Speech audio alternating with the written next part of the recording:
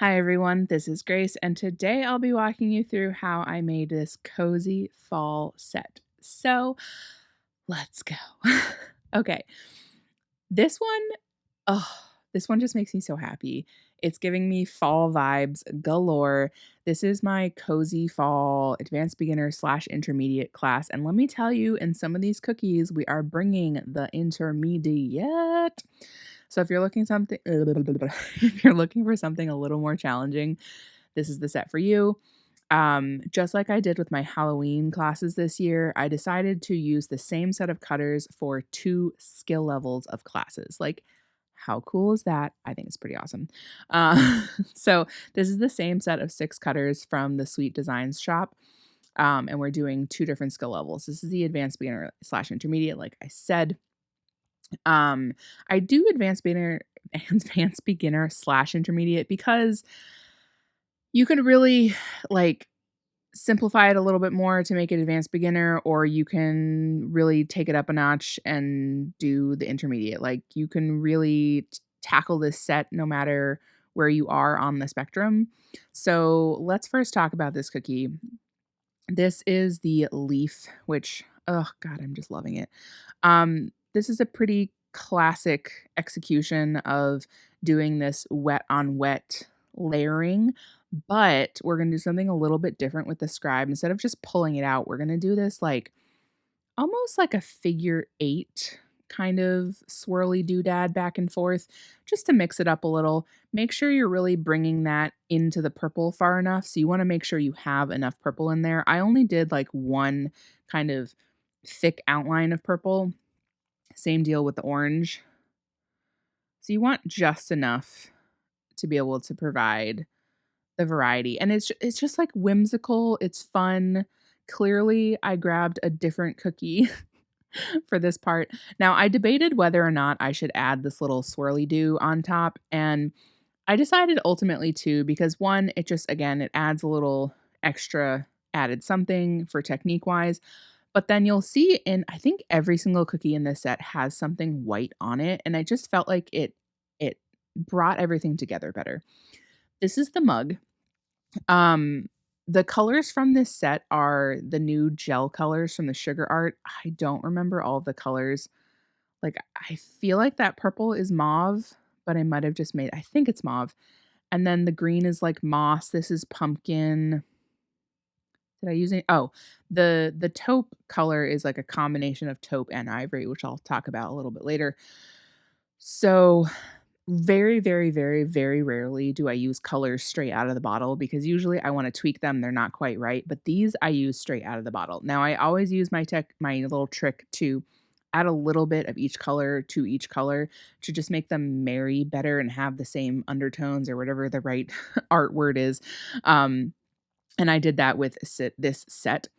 For this mug here, I'm going the lazy route and outlining the entire thing in orange. The center, I do believe, is orange. I did try outlining this. Just kidding. The center is green. I did try outlining this in the different colors, but what it does is that it, like outlining each section based on the color, it makes creating the side of that almost impossible to make that like a smooth side, if that makes sense. It was like wonky and I was like, you know what, whatever. Um you can obviously make this work. Just do your best to get that icing into the corners all the way to the edge so that you're really covering up that outline as best as possible. The only time you should be able to see it then is if you look at the cookie from the side. So this here, creating these straight lines is actually a lot harder than it looks. The first deal, I do like to go in and add that outline first and then flood up next to it. That outline I do actually add ever so slightly on the edge of the previous color. So I'm really overlapping the edge of it. Some people will just flood right up next to the previous color and then add a line on top. You can see I added 2 sets of lines.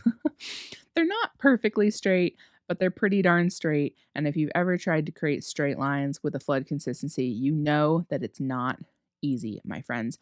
Key here, make sure you're getting that icing into all the corners. We are trying to prevent craters here. That's what the little squiggle is for, using that piping consistency. I don't let it dry. And then going in with the flood, doing my best to like kind of over flood it, but not actually over flood it. Does that make any sense at all? I don't know.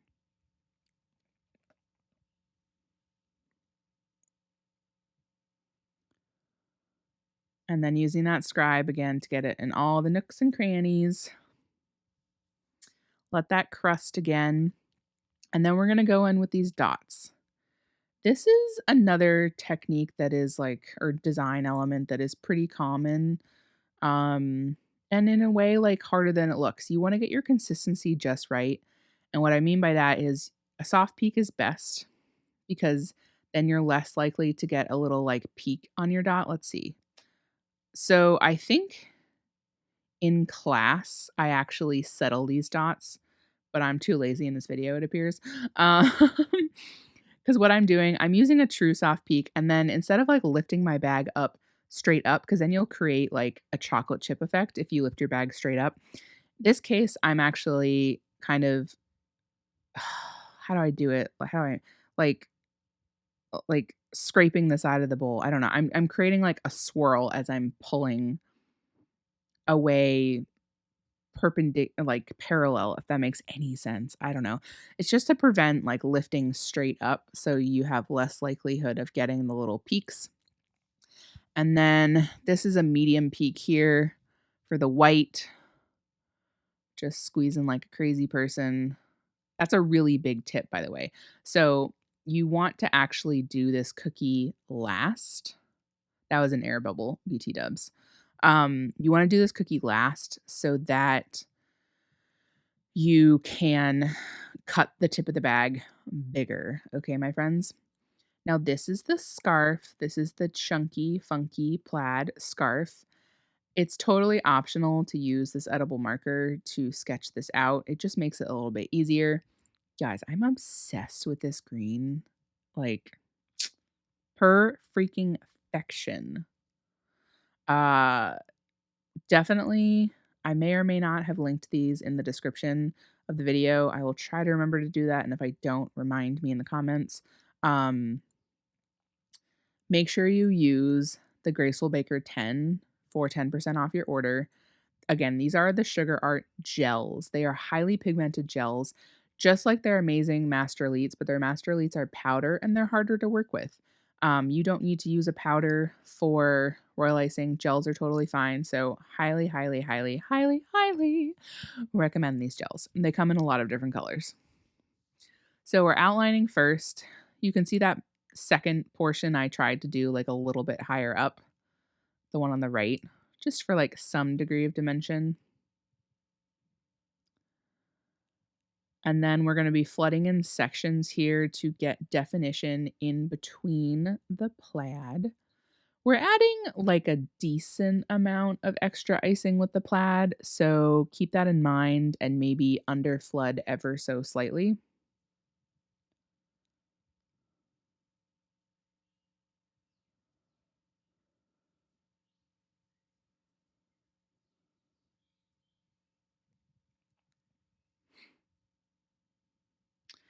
The key here for this plaid, I think I might have done this cookie first.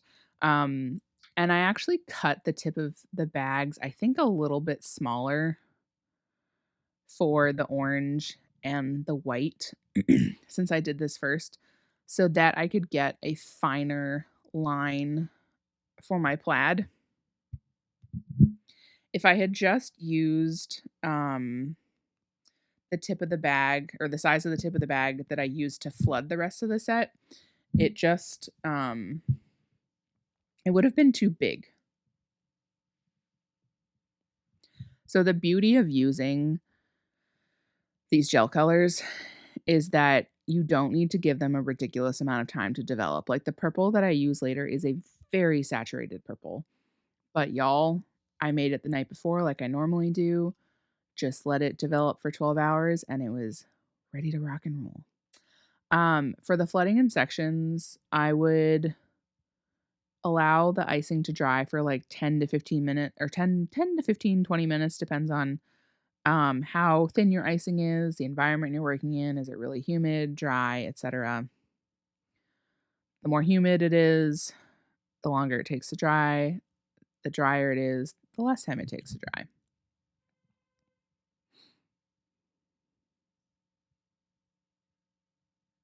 I had originally thought about adding the purple to this plaid, but uh, it just didn't quite mesh well.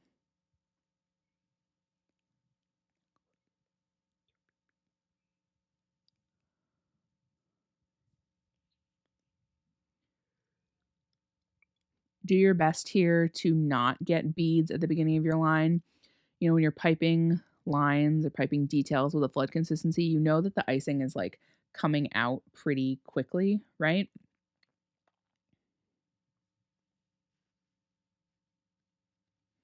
So that means, sorry, I just like stopped thinking in the middle of my thought. Um, that means that you'll want to apply barely any pressure, if any, before you start that line, because you're gonna already have like a millimeter or two at the end of your bag, which is all you need to just like make that first contact. Really important here again to get that icing into the corners before you start the plaid.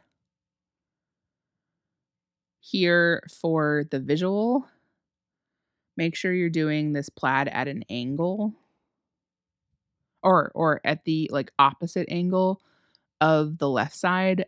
That weird edit you just saw is because I think I first tried doing this and I forgot to do that and I made the angle of this plaid parallel with the left side and it just did not look right, my friends.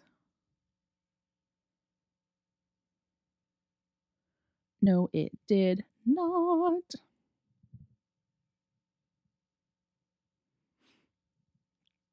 Okay, now we have reached we have reached the epic sweater from this set, which I feel like this was like a 10-minute cookie or something stupid. It might have even been more than 10 minutes. Let's see. We started at like 12 minutes, so we're going to see how long this takes. This is that gorgeous purple color. First things first, we are outlining the cookie.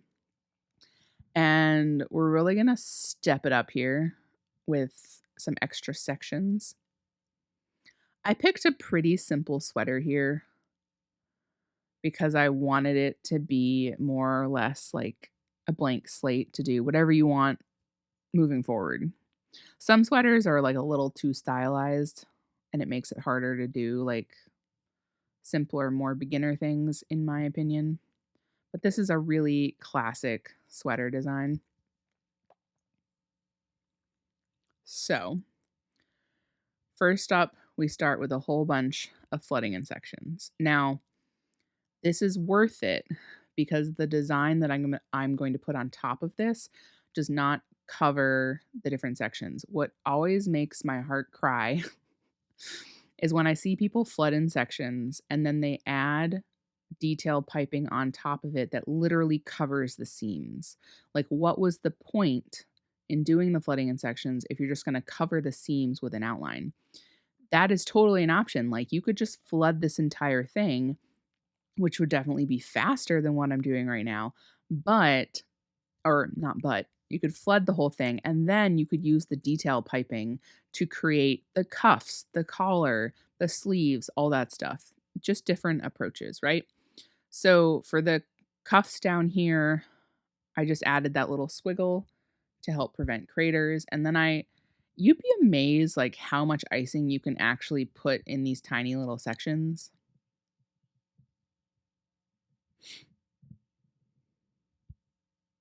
Or at least I'm amazed.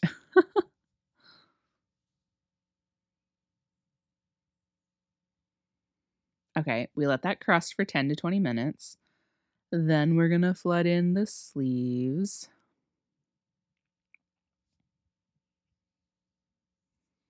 Trying to think about what else can I say here about this.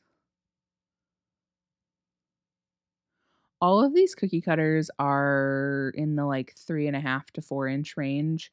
If you've ever purchased from the Sweet Design Shop, it's like a combination of her mid-size and her regular.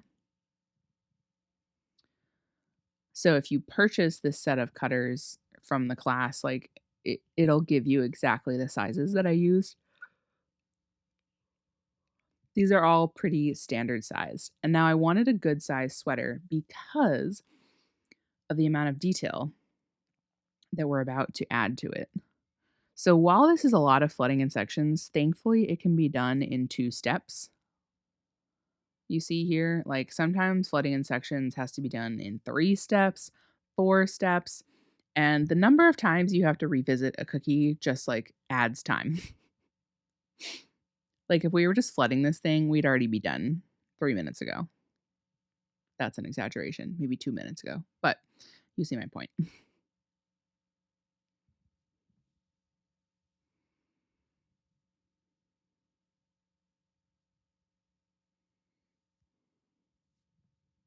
The beginner version of this, by the way, is called Beginner Fall. How appropriate. This one is called Cozy Fall. Definitely go check them out. The link should be in the description. Now, what I just did there was I marked off the sections or the middle lines with a scribe just so I had a guide to work with.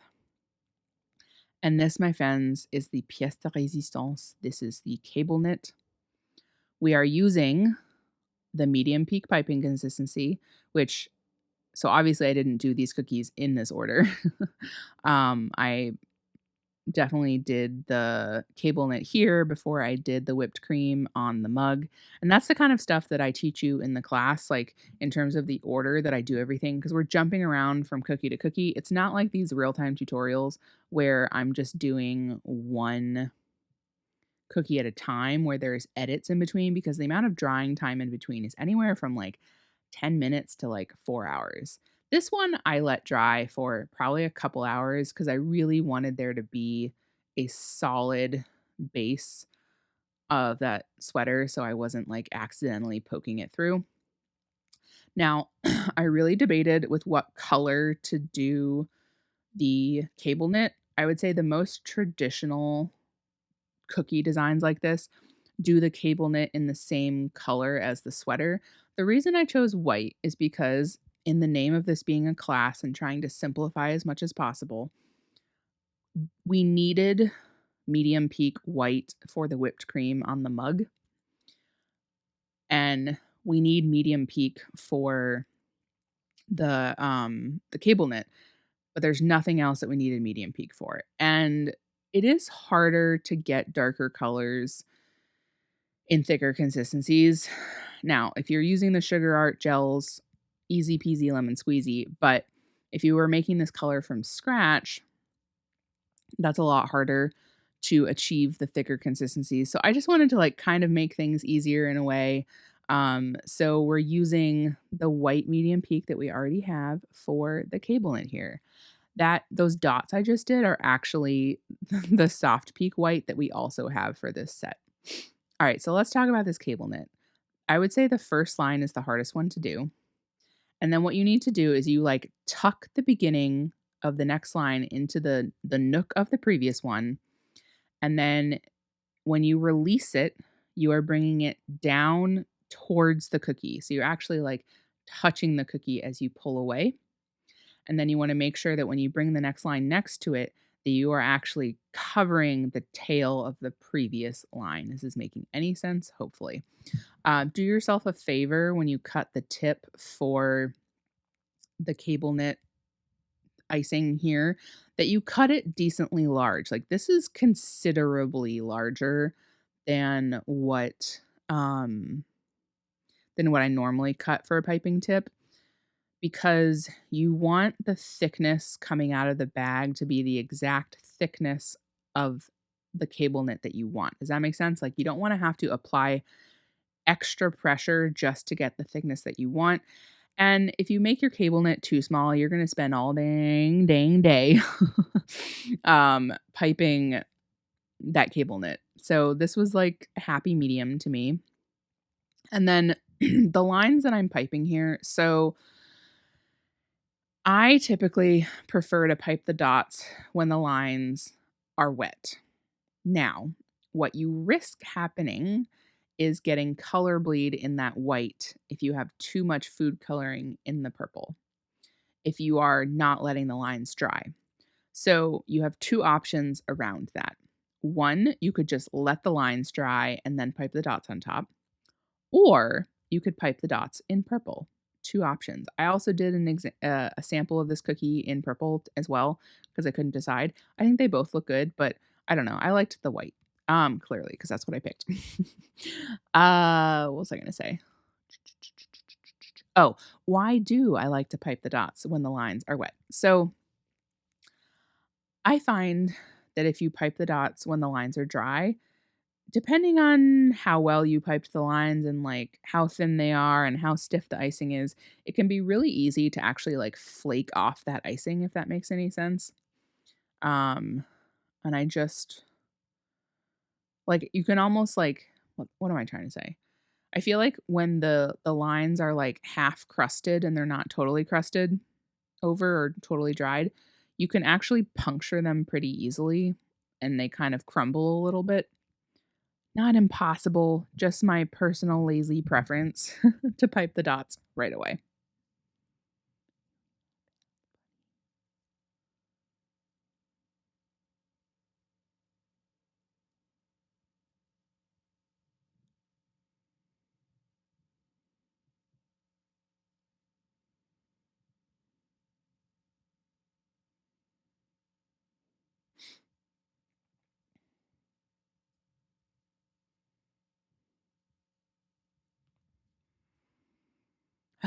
So soothing to watch this.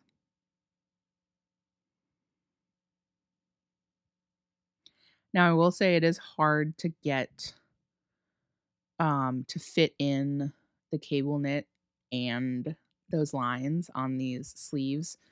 If you made the cable knit maybe like too big or not quite in the center of the sleeves, just something to keep in mind.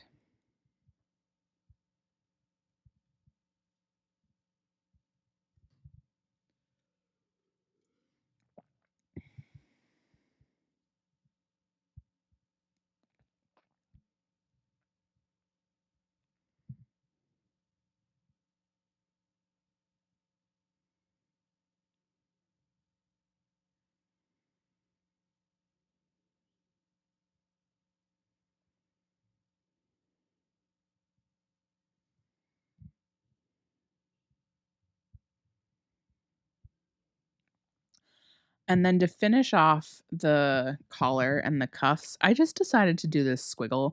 You don't have to do anything. You could leave them plain. I debated that as well. You could even do it in white, but maybe that's a little too much. Or even in a different color.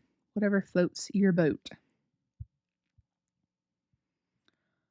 Okay, I was gonna say this is the last cookie, but I feel like I'm forgetting something. Oh my goodness, of course. We've got the pumpkin pie and the pumpkin.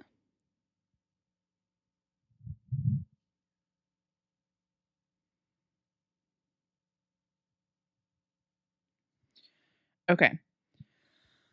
We're not doing anything terribly fancy with this pumpkin pie because it's a pumpkin pie, my friends. But we're just going to outline, we're going to flood, we're going to use an absolutely stunning, gorgeous purple pumpkin orange.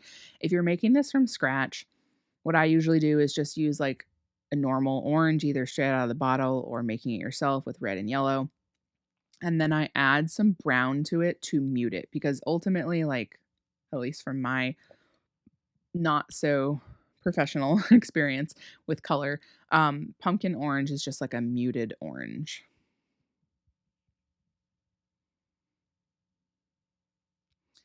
This here is medium peak, and it's really hard to show this here. um, I actually walk you through obviously how to cut the bag and whatnot for in the class, but this is like a normal angle cut for a crust. But instead of holding the angle facing upwards, you're actually having it face like parallel down, which creates this flatter effect. I did like the normal crust first, and I really didn't like it because it just felt like it was sticking up too much from the rest of the pie, if that makes any sense. So, moving on to quite possibly my favorite cookie in the set. Why I left this to last, I don't know.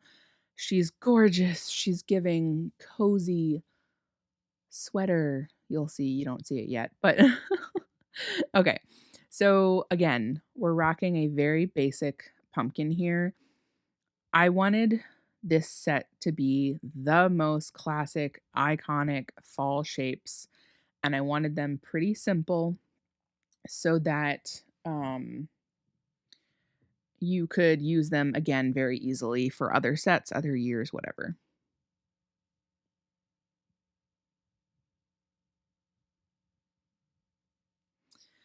We are flooding in sections, of course, but we're gonna get fancy here, people.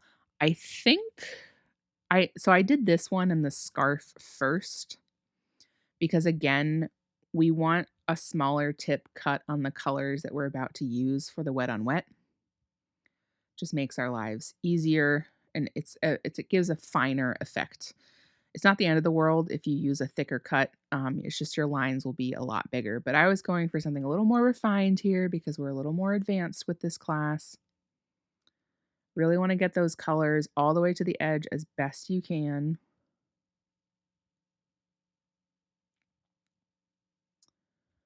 Make them as even as you can. I think this looks best if the lines are pretty tight together. And then we're going to take our small scribe and we're going to pull through. Okay? Starting that pull before the line, cleaning it off after every pull, and make sure when you finish your pull, it's about the same place of all the other ones. So, like, you want the end of that pull to look even. Does that make sense? If you keep pulling farther, you're going to see more of that color pulling through. And you can see here, I'm kind of trying to go with the curve of the pumpkin shape, especially for those top ones, instead of just doing straight up and down. We let that crust for, I don't know, 10 to 20 minutes ish.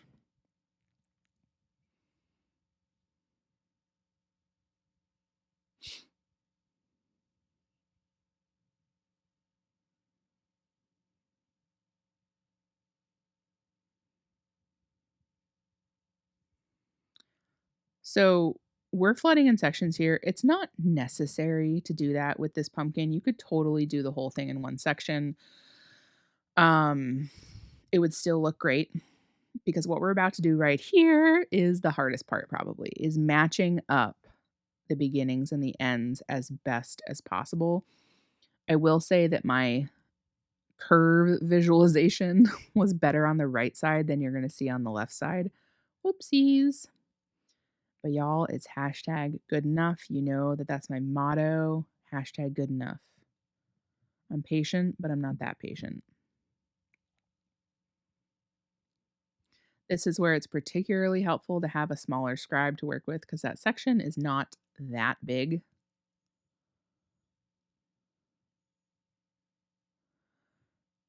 I eyeball most things, so I like to, always split things in half. So we do the outside first, and we split that in half for the center, and then for the opposite poles, we just split those in half.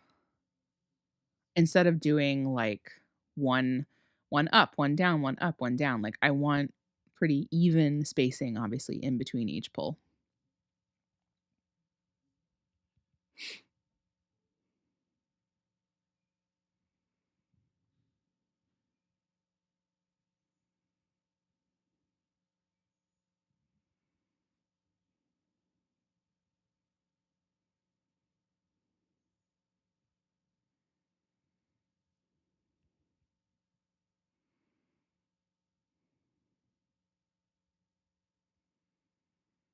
So this is where that angle on that bottom one should have been a little more up.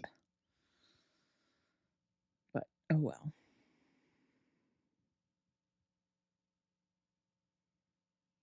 Oh, I just find this so satisfying to do, to watch. It's a good one for shizzle. For shizzle my dizzle. Okay, I don't know why I just said that.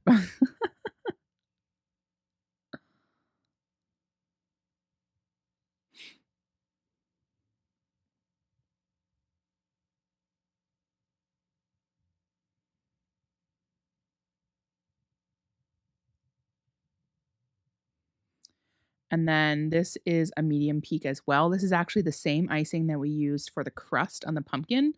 So obviously we did this first before the crust. You could totally use brown instead of taupe, but I was just since I felt like I was just going for a little bit different with this set. So, oh my goodness, I love this so much. This is my cozy fall class. Go check out the link in my bio, or not my bio, in the description if you'd like to go check out the class yourself. As always, I've enjoyed walking you through this. I hope you enjoyed this video. I hope you learned a thing or two, and I hope that you try making these yourself at home. Let me know how it goes. This was a pleasure, and I hope y'all have a wonderful rest of your day.